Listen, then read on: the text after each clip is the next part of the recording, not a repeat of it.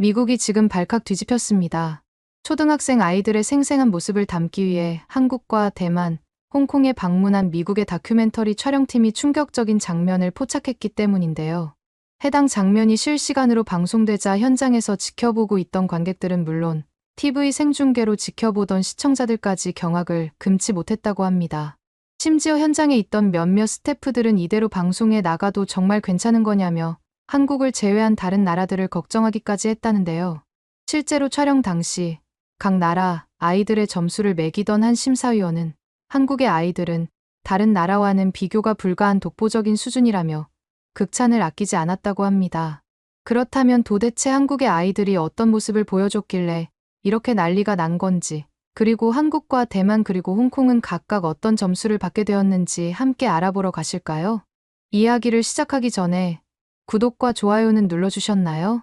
늘 응원해 주셔서 감사합니다. 안녕하세요. 저는 미국 대형 방송사에서 일하는 대만계 리포터 올리버 첸입니다. 지난해 저는 아시아 지역 아이들의 시민의식을 살펴보는 특별 다큐멘터리를 제작했어요. 처음에는 평범한 취재 정도로만 여겼는데 이 여행이 제 인생을 완전히 바꿔놓을 거라고는 꿈에도 몰랐습니다. 매주 월요일이면 본사에서 새 기획회의가 열리는데 그날도 평소처럼 회의실에 앉아 있었어요. 창밖으로 뉴욕의 맑은 하늘이 보였고 회의실 테이블 위에는 늘 그렇듯 자료 더미와 커피잔이 어지럽게 놓여 있었습니다. PD와 임원 10명 정도가 모인 자리에서 저는 대만과 홍콩 아이들이 시각장애인을 보면 어떻게 행동할까? 라는 주제로 다큐멘터리를 제안했어요. 이런 비교 형식의 다큐는 늘 시청자들 눈길을 끌었거든요. 아시아계 미국인으로서 저는 문화 차이에 늘 관심이 많았고 특히 제 고향 대만 이야기를 세상에 알리고 싶었어요. 회의실에서 저는 열정적으로 기획안을 설명했어요. 시각장애인을 돕는 모습은 그 사회의 시민의식과 배려심을 잘 보여주는 지표예요. 특히 아이들 반응은 가정과 학교에서 어떤 가치를 가르치는지 그대로 드러내죠. 임원들이 고개를 끄덕이며 호응하자 저는 더 자신감이 생겨 말을 이어갔어요. 대만과 홍콩은 중화권 문화를 공유하지만 역사적 배경이 달라서 아이들 행동에도 차이가 있을 거예요. 이런 차이를 들여다보는 건 문화를 이해하는 데 큰 도움이 될 겁니다. 그런데 발표가 끝나자마자 PD 한 명이 노트북을 열어 영상을 틀어줬어요. 올리버, 이거 보셨나요? 요즘 SNS에서 난리난 한국 초등학생 얘기예요. 갑작스런 주제 전환에 살짝 당황했지만 곧 영상에 푹 빠져들었습니다. 화면에는 무인 카페 CCTV 영상이 나왔어요. 한 초등학생이 얼음 머신을 잘못 다뤄 얼음을 바닥에 쏟았습니다. 잠시 어쩔 줄 몰라 하더니 곧 놀라운 행동을 보였어요. 카운터에 1,000원과 손으로 쓴 편지를 올려놓고 카메라를 향해 정중히 인사하는 모습이었죠. 영상은 짧았지만 회의실에 있던 모두를 단숨에 사로잡았어요. PD가 영상을 멈추고 편지 내용을 읽어줬습니다. 사장님 죄송합니다. 제가 무인 카페를 처음 와서 얼음을 쏟았어요. 다음부터는 안 그러고 잘 치우겠습니다. 적은 돈이지만 도움이 되길 바랍니다. 장사 오래 하시고 행복하세요. 다시 한번 죄송합니다. 영상을 보고 나니 회의실 분위기가 확 달라졌어요. 한 간부가 목소리에 힘을 주며 말했어요. 이게 한국 아이들 사례예요. 지금 SNS에서도 이 초등학생 배려심이 화제랍니다. 카페 주인도 감동해서 그 아이가 언제든 무료로 카페를 이용할 수 있게 하겠다고 했대요. 한국도 촬영지에 넣는 게 어떨까요? 그 순간 저는 온몸에 전율이 일었어요. 초등학생이 얼음을 쏟고 그냥 튀어도 될 텐데 사과 편지와 돈까지 남기다니요. 게다가 무인 카페라 아무도 보지 않았을 텐데도요. 이런 행동이 정말 평소에도 흔한 걸까? 의문이 들었어요. 원래 계획에 없던 나라가 갑자기 추가되니 처음엔 좀 당황스러웠어요. 하지만 이런 흥미로운 이야기를 놓친다면 오히려 아까울 거란 생각도 들었습니다. 제가 잠시 생각에 빠져 있을 때 마케팅 디렉터가 입을 열었어요. 올리버, 한국을 넣으면 시청률도 더 오를 거예요. 대만, 한국, 홍콩 세 나라 비교는 훨씬 재밌을 것 같아요. 우리 방송국이 아시아 지역을 깊이 다루는 것도 지금 딱 맞는 타이밍이고요. 요즘 아시아의 경제력과 문화 영향력이 커지고 있잖아요. 결국 회의에서 새 일정이 확정됐어요. 대만에서 먼저 촬영하고 한국을 거쳐 홍콩에서 마무리하기로 했습니다. 편집팀장은 한국 아이들 배려심을 중간에 넣으면 이야기가 더 잘 흐를 것 같다. 여 의견을 모았어요. 몇몇 임원도 세 나라 비교가 훨씬 풍성한 이야기를 만들어낼 거야 라며 적극 지지했어요. 저는 속으로 다짐했어요. 대만에서 먼저 촬영하고 한국에 가봐야겠다. 무인 카페 사례가 과장된 건지 정말 그런 문화가 자리 잡은 건지 직접 확인해야지. 이 생각을 PD에게 말하자 그분도 동의했어요. 좋아요. 심사위원단 점수제도 추가해서 나라별 시민의식을 숫자로 비교하면 시청률이 더 뛸 거예요. 사람들은 숫자로 된 결과를 좋아하니까요. 스포츠 경기 점수 보듯 재밌어 할 겁니다. 그렇게 프로그램 포맷이 정해졌어요. 제목도 정했죠. 아시아의 어린이들 배려의 점수를 매기다. 좀 도발적인 제목이었지만 시청자들 호기심을 자극하기에 딱 좋았어요. 다음으로 심사위원단을 꾸리는 작업에 들어갔어요. 공정성과 전문성을 위해 다양한 분야 전문가들을 초빙했어요. 심사위원단은 아동심리학자 제니퍼, 장애인권 활동가 마이클, 교육 전문가 사라, 방송국 간부 데이비드 브라운으로 구성됐어요. 이들은 촬영 영상을 보고 10점 만점으로 각 나라 아이들 태도를 평가하기로 했습니다. 평가 기준을 정하는 과정에서 마이클이 중요한 의견을 냈어요. 장애인을 돕는 행동에는 두 가지 측면이 있어요. 그냥 돕는 것과 상대방 의사를 존중하면서 돕는 거죠. 지나친 동정심으로 무작정 돕는 건 오히려 장애인 자율성을 해칠 수 있어요. 적극적인 행동뿐 아니라 상대방 존중도 함께 평가해야 합니다. 마이클은 직접 작성한 보고서를 보여주며 설명했어요. 장애인을 불쌍해서 도와야 할까? 답은 아니요예요. 허락 없이 몸에 손대거나 일방적으로 도우면 상대방 자율성을 침해할 수 있죠. 진짜 배려는 상대방 의사를 먼저 묻는 데서 시작해요. 이 말을 듣고 저는 잠시 멍해졌어요. 그동안 저는 장애인을 보면 무조건 불쌍하다고 느끼고 도와야 한다고만 생각했거든요. 마이클의 말은 제게 새로운 시각을 열어줬어요. 제니퍼도 덧붙였어요. 아이들은 어른들 행동을 따라 배워요. 어른들이 장애인을 어떻게 대하는지 보면 그 사회의 장애 인식과 시민의식 수준을 알 수 있죠. 결국 평가 기준은 아이들이 위험을 감수하며 적극적으로 나섰는지, 상대 의사를 존중했는지, 도움, 요청 전에 섣불리 나서지 않았는지, 다른 사람, 어려움에 공감했는지, 나이에 맞는 행동을 했는지로 정해졌어요. 저는 점수를 매기면 자극적일 수 있지만 시청자들이 한눈에 비교하기엔 좋을 것 같다. 고 제안했어요. 모두 동의했고 스튜디오 세트까지 준비했어요. 10년 넘게 일한 방송국에서 이렇게 공들인 다큐는 처음이었어요. 스튜디오는 세 나라 전통을 살린 디자인으로 꾸몄어요. 심사위원석은 반원형으로 배치하고 중앙에 커다란 스크린을 설치해 실험 영상을 띄울 수 있게 했어요.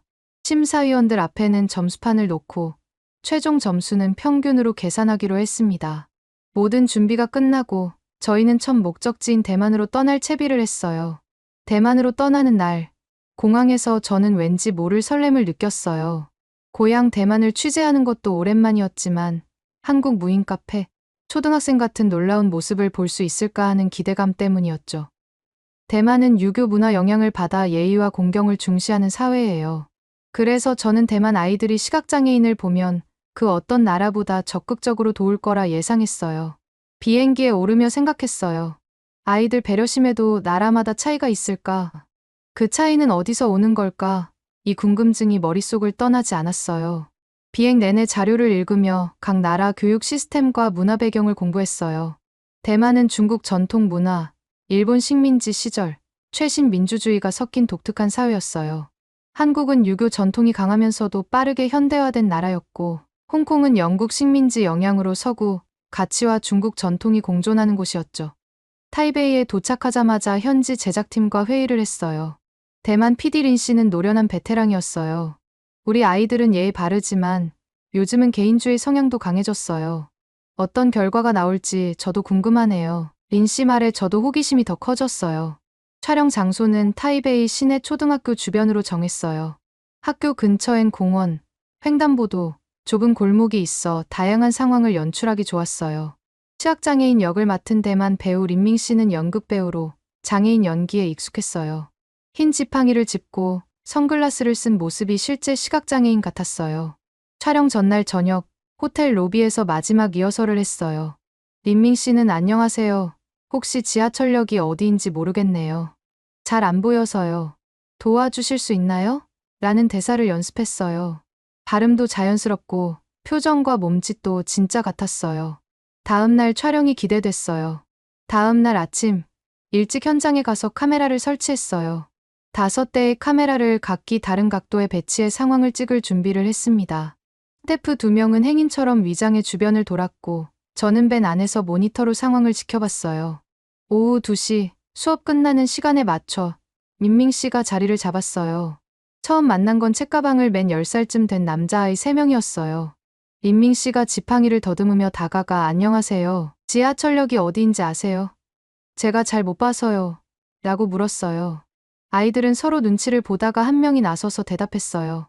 지하철역은 저쪽이에요. 선생님 불러드릴까요? 민밍 씨가 아니야. 방향만 알려주면 돼요. 라고 하자 그 아이가 손으로 가리키며 저기 오른쪽으로 가서 큰 길에서 왼쪽으로 가면 돼요. 라고 했어요. 이 모습을 보며 저는 아이들이 돕고 싶어 하긴 하지만 직접 안내하기보단 어른에게 떠넘기려는 경향이 있구나 느꼈어요. 2번째 그룹도 비슷했어요. 한 여자아이가 선생님 오실 때까지 기다려요. 라고 했고 다른 아이는 저기 경비 아저씨한테 물어보세요. 라고 했어요. 3번째 시도에서 조금 다른 반응이 나왔어요. 한 남자아이가 제가 조금 같이 가드릴게요. 라며 린밍 씨와 걷기 시작했어요. 하지만 얼마 안 가 저는 이제 집에 가봐야 해서요. 라며 떠났어요. 이런 모습들을 보며 저는 대만 아이들이 아주 무관심하진 않지만 끝까지 책임지며 돕는 경우는 드물구나 싶었어요. 몇 시간 동안 여러 아이들이 다양한 반응을 보였지만 대체적인 흐름은 비슷했어요. 도우려는 마음은 있지만 직접 해결하기보단 어른에게 맡기거나 살짝 돕는 데 그쳤어요. 저는 모니터를 보며 팔 잡고 끝까지 안내하는 경우는 거의 없네. 그래도 완전히 외면하진 않아 다행이다. 라고 적었어요. 이 장면을 보면서 대만 사회 특징을 생각해봤어요. 대만은 원래 공동체 의식이 강했지만 최근 도시화와 현대화로 개인주의가 커지고 있어요. 아이들 행동에도 이런 변화가 반영된 것 같았어요. 도움이 필요한 사람을 돕고 싶어 하지만 그걸 자기 책임으로 느끼기보단 어른이나 권위 있는 사람에게 넘기려는 모습이 보였어요. 다음 날, 다른 장소에서 추가 촬영을 했어요. 린밍 씨가 학교 앞 횡단보도에서 망설이는 모습을 보이자 몇몇 아이들이 다가왔어요. 아저씨, 도와드릴까요? 라고 묻고 길을 알려줬어요. 하지만 적극성은 여전히 부족했고 일부는 옆에서 구경만 했어요. 이런 모습이 대만 사회 특성을 보여주는 듯 했어요. 그렇게 대만 촬영이 끝나고 영상을 스튜디오로 보내 심사위원단 평가를 받았어요. 위원들은 생방송처럼 꾸민 세트에서 영상을 봤어요. 그들 표정에서 기대와 실망이 엇갈리는 게 보였어요. 제니퍼는 아이들이 시각장애인을 알아보고 관심을 보이는 건 긍정적이지만 실제 도움으로 이어지진 않네요. 라고 했어요. 사라는 거칠게 놀리는 아이는 없지만 더 도울 수 있었는데 어른에게 떠넘기거나 대충 방향만 알려주는 정도네요. 라고 했어요. 마이클은 아이들이 장애인을 어떻게 대해야 할지 배우지 못한 것 같아요. 돕고 싶은 마음은 있는데 방법을 모르는 거죠. 라고 분석했어요. 결국 대만 아이들 점수는 6점으로 정해졌어요. 데이비드 브라운은 완전히 무관심하진 않지만 스스로 문제를 해결하려는 노력은 부족하다고 평했어요. 6점은 나쁘지 않았지만 저는 솔직히 고향에 대한 기대가 커서 살짝 실망했어요. 평가가 끝난 후 저희는 각자 소감을 나눴어요. 사라는 이건 대만 교육 시스템 특징을 보여줘요. 학업 성취를 중시하면서 실천적인 시민교육은 덜 신경 쓰고 있죠. 라고 했어요. 마이클은 앞으로 2나라가 남았는데 어떤 차이가 있을지 정말 기대돼요. 라고 덧붙였어요. 이 결과를 보고 저는 생각했어요. 이제 한국에 가볼 차례네. 무인 카페 초등학생처럼 더 적극적인 모습을 볼 수 있을까? 솔직히 대만 점수가 기대보다 낮아서 좀 아쉬웠어요. 대만계라 더 잘하길 바랐던 걸지도 모르죠. 하지만 곧 한국에서 어떤 결과가 나올지 궁금함으로 가득 찼어요. 한국에 도착한 첫날, 서울 시내 초등학교 주변, 지하철역 근처, 공원 입구 등을 둘러봤어요. 서울은 타이베이보다 훨씬 크고 최신식 도시였어요. 높은 빌딩 사이로 바쁘게 움직이는 사람들이 인상적이었어요. 이런 도시에서 시민의식은 어떻게 나타날까 궁금했어요. 이번엔 한국 배우 민수 씨가 시각장애인 역을 맡았어요. 30대 중반의 경험 많은 연기자로 시각장애인 역할 준비를 철저히 했어요. 안녕하세요. 혹시 여기가 어디인지 잘 모르겠네요. 라는 대사를 연습했어요. 발음과 톤이 자연스러웠고 흰 지팡이를 쓰는 모습도 진짜 같았어요. 카메라 여러 대를 설치하고 방과 후 시간대를 노려 촬영을 시작했어요. 대만처럼 호의적인 반응일지 아니면 실망적일지 기대와 긴장이 섞였어요. 하지만 그땐 제가 곧 보게 될 놀라운 장면을 전혀 예상 못했어요. 시험 당일, 저희는 모두 숨을 죽이며 지켜봤어요. 민수 씨가 골목을 천천히 걸으며 이 골목이 어디로 이어지나 라고 혼잣말했어요. 그때 학교에서 아이들이 떼 지어 나오더니 멀리서 민수 씨를 본 몇몇이 빠르게 달려왔어요. 대만에선 못 본 광경이었어요. 아이들 눈빛에 걱정과 관심이 가득했어요. 더 놀라운 건 그 다음이었어요. 아이들은 민수 씨와 거리를 두고 조심스레 말을 걸었어요. 안녕하세요. 길 찾으세요? 저희가 같이 가도 될까요? 괜찮으시면 말씀해 주세요. 목소리는 낮고 공손했어요. 무조건 돕겠다가 아니라 상대가 불편하지 않을까 먼저 배려하는 느낌이었어요. 이런 태도는 처음 봤어요. 모니터를 보던 저와 PD, 심사위원들은 놀라움을 감추지 못했어요. 도움 요청도 하기 전에 아이들이 먼저 달려오네? 더 놀라운 건 주변 아이들까지 와서 필요하시면 불러주세요. 라고 하곤 정말 필요 없으면 자기 갈 길을 가는 모습이었어요. 도움이 필요 없으시면 편하게 말씀해 주세요. 라는 말이 오가자 한 패널이 이건 완전히 다른 수준이야 라며 감탄했어요. 저는 순간 제 귀를 의심했어요. 어린아이들이 이렇게 성숙한 말을 하다니요. 사전 지시나 교육 없이 자연스럽게요. 더 놀라운 건 이런 행동이 몇 명이 아니라 여러 아이들에게서 공통으로 보였다는 거예요. 마치 몸에 배인 습관 같았어요. 한 아이는 괜찮으시면 제 팔 잡고 가실래요? 라고 제안하며 싫으시면 안 해도 돼요 라고 덧붙였어요. 다른 아이들은 뒤에 돌멩이가 있어 다치실까 봐요 라며 미리 치웠어요. 이 영상이 심사위원들에게 실시간으로 가자 아이들이 돌까지 치우고 절대 강요 없이 동의를 구하네 라며 놀란 탄성이 나왔어요. 민수 씨도 놀란 얼굴이었어요. 나중에 이렇게 말했어요. 연기하면서 아이들 반응에 정말 깜짝 놀랐어요. 진짜 시각장애인이 된 기분이었고 진심 어린 배려가 감동적이었어요. 특히 괜찮으시면 이란 말을 계속 쓰며 제 의사를 존중해준 게 기억에 남아요. 마이클은 대만 아이들은 여기까지 안 했어요. 이건 무인 카페 초등학생과 똑같은 배려심 DNA네요. 라고 했어요. 맞아요. 한국 아이들 행동엔 무인 카페 초등학생과 같은 배려와 책임감이 느껴졌어요. 결국 한국 아이들 점수는 만장일치로 10점이 됐어요. 의심의 여지 없는 10점이야. 얼음 쏟고 돈 남긴 아이처럼 장애인에게도 존중부터 하는 태도가 정말 인상적이다. 라는 해설이 이어졌어요. 심사위원단 평가, 장면은 정말 감동적이었어요. 제니퍼는 아이들이 이렇게 성숙한 태도를 보이다니 놀랍네요. 특히 상대방 자율성과 결정권을 존중하는 모습이 인상적이에요. 라고 했어요. 사라는 이런 행동은 단순한 교육으론 안 돼요. 가정, 학교, 사회가 함께 만든 문화의 결과일 거예요. 라고 분석했죠. 저는 그 순간 가슴이 뜨거워졌어요. 제가 사람들을 도울 때 상대 의사를 묻지 않고 일방적으로 나선 적이 많았거든요. 문득 떠올랐어요. 진짜 배려란 뭘까? 이 질문이 마음에 깊이 박혔어요. 한국 촬영을 끝내며 저는 이전과 전혀 다른 감정을 느꼈어요. 대만에 대한 아쉬움은 사라지고 한국 아이들 놀라운 행동에 대한 경외감이 생겼어요. 다음 목적지 홍콩에서 어떤 결과가 나올지 더 기대됐어요. 한국이 10점이라는 높은 기준을 세운 상황에서 홍콩 아이들은 어떤 모습을 보여줄까? 한국 촬영을 성공적으로 마치고 저희는 마지막 목적지 홍콩으로 갔어요. 한국에서 만점을 받은 터라 다음 촬영에 기대와 부담이 뒤섞였어요. 홍콩 아이들도 뭔가 독특한 점을 보여줄 거야 라고 생각했지만 한국과 비교해 어떤 결과가 나올지 가늠하기 힘들었어요. 홍콩은 영국 식민지 시절 영향으로 서구 가치와 중국 전통이 섞인 독특한 사회예요.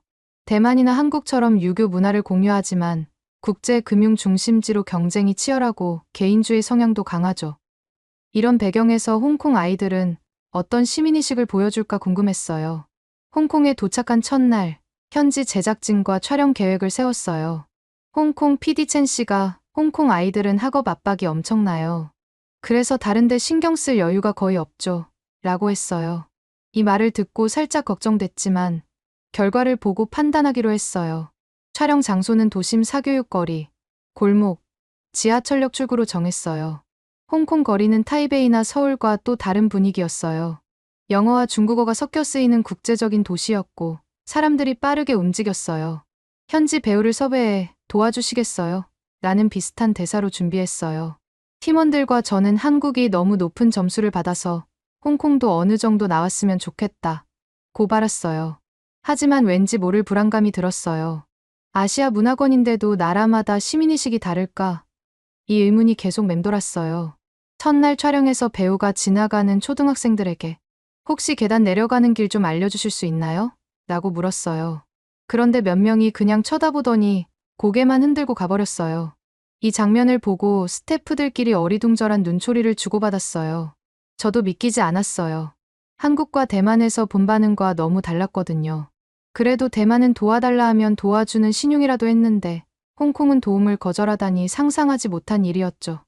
두 번째 시도에서 배우가 더 분명히 저기요. 제가 시각장애인이라 잘 못 봐서요. 도와주실 수 있나요? 라고 했어요. 그러자 한 아이가 왜 저한테 하라고 해요? 제 일이 아니잖아요. 라며 오히려 따지듯 말하고 친구들과 웃으며 떠났어요. 저희 팀은 장애인을 당황하게 하네 라며 어색하게 웃었어요. 솔직히 저는 충격에 빠졌어요. 홍콩이 이렇게까지일 줄은 몰랐거든요. 대만이나 한국에선 절대 못 본 장면이었어요. 일방적으로 돕는 것보다 더 심한 무시와 장난이 나왔고 팀 분위기도 확 가라앉았어요. 저는 모니터 앞에서 말이 안 나왔어요. 이게 정말 일반적인 반응일까? 우연히 예의 없는 아이들을 만난 걸까? 의문이 들었어요. 이런 행동 배경엔 홍콩 사회 맥락이 있을 거라 생각했어요. 홍콩은 인구 밀도가 세계 최고 수준이라 경쟁이 치열하고 아이들도 어릴 때부터 학업에 몰두하도록 압박받아요. 빠른 도시 생활 속에서 낯선 사람에 대한 경계심도 강해졌을지도요. 그래도 이런 행동은 기본적인 시민의식이 부족한 것 같아 마음이 무거웠어요. 특별한 경우일까 싶어 다른 지역에서 다시 실험했어요. 이번엔 지하철역 출구에서 배우가 여기가 너무 복잡해서요. 라며 중얼거리며 손짓했어요. 하지만 대부분 아이들이 피했어요. 더 충격적인 건 몇몇이 못 보시면 집에 있어야지 라며 비웃고 심지어 길을 막는 모습까지 찍혔어요. 이걸 보며 저는 눈앞이 아득해졌어요. 적어도 대만 수준은 될 거라 기대했는데 현실은 그 기대를 완전히 무너뜨렸어요. 세상에, 장난인지 몰라도 한 명도 돕지 않네 라며 한숨을 쉬었어요. 심사위원단이 이 영상을 보고 이건 시민의식이라 부르기 힘드네요. 왜 이렇게 차이가 큰 걸까요? 라며 당황했어요. 심사위원단은 영상을 본 후 한참 말없이 있었어요. 마침내 마이클이 입을 뗐어요. 충격적인 결과네요. 아이들이 다른 사람 어려움에 전혀 공감하지 못하는 모습이 안타까워요. 차라도 교육이 인성보다 성적만 중시하면 이런 결과가 나올 수 있어요. 라고 했어요. 점수를 매길 때 한 위원이 그래도 대답 한두 마디는 했으니 1점 주겠습니다. 다른 분들이 0점을 줬는데 저라도 1점을 줘야 평가라도 되지 않겠어요. 라고 했어요. 결국 홍콩은 1점으로 확정됐어요. 최악의 점수였어요. 홍콩 스태프들도 놀랐지만 현실을 받아들이는 표정이었어요. 첸 씨는 요즘 아이들은 자기 일에만 집중하도록 배워요. 남 돕는 것보다 자기 성공이 우선인 문화죠. 라고 했어요. 대만 6점, 한국 10점, 홍콩 1점. 이 엄청난 차이는 저희 팀에도 큰 의문이었어요. 특히 한국과 홍콩 격차가 너무 커서 화제가 됐어요. PD가 한국 아이들은 도대체 왜 이렇게 높은 점수를 받은 걸까요? 평범한 교육으론 안 될 것 같은데요. 라고 물었어요. 저는 바로 한국으로 다시 가서 학교 선생님들을 만나 인성교육과 봉사활동 제도를 취재해야겠어요. 라고 했어요. 그렇게 한국 재방문이 결정됐고 서울의 한 초등학교에서 인터뷰를 하기로 했어요. 한국 아이들 점수가 10점이라면 분명 특별한 제도와 문화가 있을 거예요. 라는 게 제 판단이었어요. 그때 저는 자료에서 본 인성교육진흥법을 더 알아보기로 했어요. 2015년 세월호 사건 후 제정된 이 법은 학교에서 인성교육을 의무화하고 교사들도 연수를 필수로 받게 했어요. 초등 도덕 교과에서 상대방 존중과 공감을 중점적으로 가르친다는 점도 눈길을 끌었어요. 한국에 다시 도착하니 처음과는 다른 느낌이었어요. 단순히 실험을 하는 게 아니라 한국 아이들 특별한 시민의식이 어디서 왔는지 깊이 파악하고 싶었거든요. 서울 시내 초등학교에 도착해 교장실로 갔을 때 저는 살짝 긴장했어요. 뭘 물어보고 어떤 답을 들을지 궁금했어요. 교장실은 작고 깔끔했어요. 벽에 학교 교육 철학을 담은 액자가 걸려 있고 책상 위엔 학생들 편지와 그림이 놓여 있었어요. 교장 선생님은 50대 후반 여성으로 따뜻한 미소로 저희를 맞아주셨어요. 아이들이 장애인을 보면 먼저 묻고 허락을 구하던데 이런 행동은 어디서 배운 건가요? 제가 첫 질문을 던졌어요. 교장 선생님이 미소 지으며 대답하셨어요. 초등 3학년 이상 도덕 과목에서 상대방 존중을 강조하고 장애인식 개선 수업도 정기적으로 해요. 봉사활동 실적도 의무화하고 있죠. 특히 도움이 필요 없으면 억지로 돕지 말고 필요하면 언제든 말하라고 가르칩니다. 기본은 서로를 동등한 사람으로 보는 거예요. 저는 노트에 그래서 아이들이 동정이 아니라 상대 의사를 묻는구나 라고 썼어요. 교장 선생님이 이어서 말씀하셨어요. 학생들이 노약자나 장애인분께 먼저 다가가는 것도 어려움이 있으면 물어보되 싫으면 강요하지 말라고 가르쳤기 때문이에요. 교장 선생님이 교육과정 책자를 펴보여 주셨어요. 여기 보세요. 매주 1시간 도덕 수업이 있고 장애 이해와 인권 교육을 필수로 다뤄요. 이론만 가르치지 않고 역할극이나 체험학습으로 아이들이 직접 느끼고 생각하게 하죠. 이 말을 듣는 순간 이게 10점의 비밀이구나 라며 웃었어요. 그동안 본 한국 아이들 행동이 이해가 되기 시작했어요. 이어서 부모들도 아이들 배려 교육에 신경 많이 쓰나요? 라고 물었어요. 교장 선생님이 네. 전통적으로 효 사상이 있어서 가정에서 공경과 배려를 자연스레 배워요. 장애인을 불쌍하다고만 보지 않고 함께 사는 우리로 여기죠. 학부모들도 공공장소에서 어려운 이웃을 보면 도와주되 먼저 물어봐라고 늘 말해요. 억지로 끌고 가거나 내가 잘했다는 만족감은 옳지 않다고 하죠. 라고 하셨어요. 교장 선생님 목소리에 자부심이 묻어났어요. 저는 그럼 한국 아이들이 장애인에게 먼저 다가가면서도 의사를 존중하는 건 문화, 제도, 가정교육이 조화를 이룬 결과네요. 라고 정리했어요. 교장 선생님이 웃으며 네, 그래서 해외 실험에서 10점이 나올 만하죠. 라고 하셨어요. 이 대화로 한국 아이들이 왜 높은 점수를 받았는지 분명히 알게 됐어요. 단순히 예의 바른 게 아니라 타인을 사람으로 존중하는 깊은 철학이 밑바탕에 있었어요. 인터뷰 후 교장 선생님 안내로 교실 몇 곳을 둘러봤어요. 4학년 교실에선 도덕 수업이 진행 중이었는데 주제는 함께 사는 세상이었어요. 선생님이 누굴 도울 때 가장 중요한 게 뭐예요? 라고 묻자 한 학생이 상대방 마음을 먼저 생각하는 거요. 라고 했어요. 이런 교육이 아이들 행동으로 이어지는 걸 직접 봤어요. 교실 벽에는 아이들이 그린 배려와 존중 포스터가 붙어 있었어요. 한 포스터엔 먼저 물어보세요. 라는 제목 아래 시각장애인, 노약자, 임산부에게 도움 주기 전에 묻는 모습이 그려져 있었어요. 다른 포스터엔 당신 의견이 중요해요. 라는 문구와 대화하는 장면이 있었죠. 학교 견학을 마치고 근처 공원에서 우연히 한 장면을 봤어요. 초등학생이 무거운 리어카를 끄는 모습을 보고 뒤에서 열심히 밀어주는 모습을 봤어요. 실험 상황처럼 완벽한 순간이었어요. 그 상황은 교장 선생님 말씀을 다시 확인해줬어요. 한국 인성교육은 학교뿐 아니라 가정과 사회 전체에 깊이 뿌리내리고 있었어요. 다음 날 한국장애인 인권단체를 방문했어요. 이곳에선 장애인을 동정이나 불쌍함으로 대하지 말고 한 사람으로 존중해 달라는 캠페인을 오래 해왔다고 했어요. 담당자가 장애인을 불쌍하다고 생각하면 그게 차별의 시작이에요. 우리가 바라는 건 동정이 아니라 동등한 존중이에요. 라고 강조했어요. 이 말을 들으며 자료에서 읽은 내용이 더 와닿았어요. 장애가 한 사람 전체를 규정할 수 없다는 구절이 특히 기억에 남았어요. 장애인을 장애로만 보지 않고 한 사람으로 보는 시각이 한국 사회에 퍼지고 있었어요. 인권단체 방문을 마치고 한국 대중교통을 이용해봤어요. 지하철에서 또 놀라운 장면을 봤어요.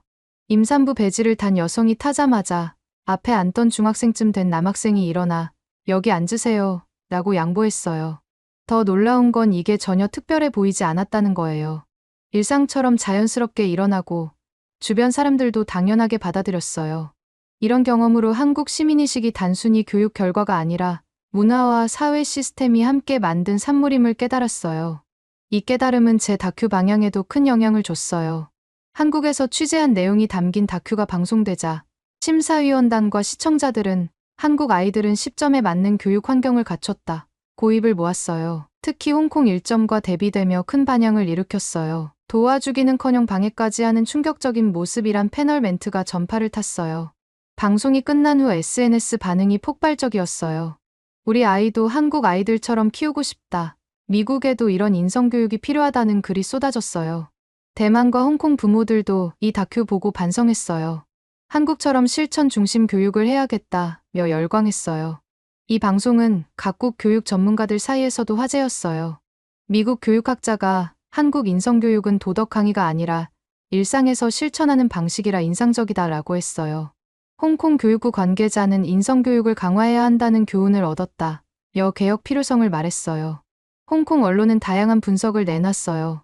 홍콩 교육 시스템의 근본 문제를 보여준다며 비판하거나 실험 설계에 문제가 있다며 신뢰성의 의문을 제기했어요. 하지만 대부분 홍콩 아이들 시민의식 교육이 부족하다는 데 동의했어요. 대만은 차분한 반응이었어요. 6점은 나쁘지 않지만 개선할 여지가 있다며 긍정적인 태도를 보였어요. 일부 학부모는 한국 인성교육을 대만에도 도입해야 한다고 했고 교육 당국도 연구를 시작한다고 했어요. 이런 반응 속에서 다큐가 각국 교육과 시민의식에 대한 진지한 논의를 이끌어낸 건 분명했어요. 저도 단순 비교를 넘어 깊은 사회적 의미를 전달할 수 있어 뿌듯했어요. 방송이 성공하며 후속 프로그램도 결정됐어요. 아시아를 넘어 세계 아이들의 시민의식 비교라는 주제로 미국과 유럽까지 포함한 대규모 프로젝트가 기획됐어요. 다큐 마지막 내레이션은 이렇게 마무리했어요. 여행 끝에 깨달은 건 아이들 배려는 하루아침에 생긴 게 아니라 문화와 교육이 빚어낸 보물이란 거예요. 대만 6점, 홍콩 1점, 한국 10점. 이 점수는 단순한 숫자가 아니라 우리가 나아갈 길을 보여주는 이정표일지도 모릅니다. 이 작은 실험은 우리 사회가 추구해야 할 가치에 대한 질문을 던지고 있어요. 배려와 존중이 조화를 이루는 세상, 그게 우리가 꿈꾸는 미래 아닐까요? 이 한마디를 끝으로 다큐가 막을 내렸어요. 다큐를 만들기 전 저는 장애인을 어떻게 도와야 하는지 깊이 생각해 본 적이 없었어요. 솔직히 부끄럽지만 그냥 불쌍하니까 도와야 한다고만 여겼죠. 하지만 한국 아이들에게 배운 교훈이 제 인생을 바꿨어요. 진짜 배려는 상대 의사를 묻고 존중하는 데서 시작한다는 거요. 방송 후 제게도 많은 변화가 생겼어요. 다큐 성공으로 문화교차점 시리즈 전담 리포터가 됐고 국제 방송상도 받았어요. 하지만 더 큰 건 내면의 변화였어요. 이제 길에서 도움이 필요해 보이는 사람을 보면 도와드릴까요? 라고 먼저 묻고 그분이 원하는 방식으로 돕고 있어요. 또 미국 아시아계 커뮤니티에서 문화교류 프로그램을 시작했어요. 각 나라 좋은 점을 배우고 나누는 활동이에요. 특히 한국 인성교육 방식을 미국 학교에 소개하는 일도 하고 있어요. 작은 변화지만 세상을 더 나은 곳으로 만드는 시작이라 믿어요. 한국 아이들에게서 배운 소중한 가르침, 그게 제가 이 이야기를 전하는 이유예요. 진짜 배려는 상대를 불쌍히 여기는 게 아니라 한 사람으로 존중하고 의사를 묻는 거예요.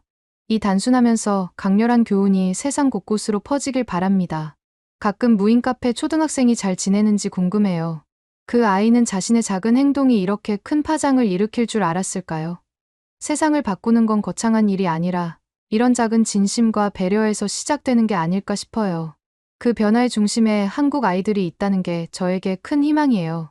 이 다큐를 통해 많은 걸 배웠어요. 문화는 겉모습이 아니라 사람들의 행동과 가치관에 깊이 뿌리 내린 거라는 거요. 아이들은 그 문화의 가장 순수한 모습이라는 것도 알게 됐어요. 앞으로도 이런 문화 탐구를 계속할 거예요. 한국에서 배운 교훈을 제 삶과 일에 적용하며 더 나은 세상을 만드는 데 보탬이 되고 싶어요.